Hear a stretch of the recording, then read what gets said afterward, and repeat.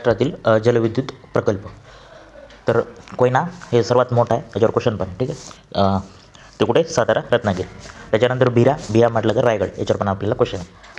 भातसा नदी जी आहे आपल्या ठाण्यामध्ये, तर त्या नदीवर भातसा आहे. ठीक आहे. बिरा म्हटलं तर कुंडलिकावर आहे. ठीक आहे, रायगडमध्ये.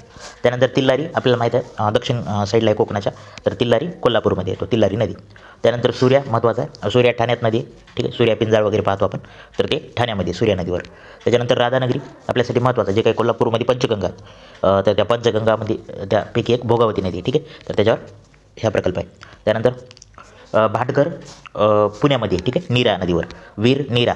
त्यानंतर पवना खडकवासला, हे पण पुण्यामध्ये. त्यानंतर कन्हेर आहे साताऱ्यामध्ये, वेण्णा नदीवर. ठीक आहे. धोमधरण जे आहे ते कृष्णा नदीवर आहे, साताऱ्यामध्ये. माणिकडोह कुकडी. ठीक आहे, कुकडी, जी की भीमा नदीची नदी पाहतो आपण. ठीक आहे. त्यानंतर डिंबे धरण घोड नदीवर आहे. दूधगंगा.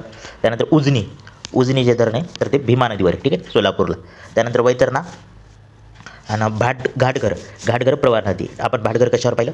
भाटघर पाहिलं आपण नीरा नदीवर. ठीक आहे, भाटघर नीरा नदीवर. आणि घाटघर म्हटलं तर प्रवरा नदीवर. ठीक आहे, अहिल्या नदीवर. ठीक आहे. Thank you so much.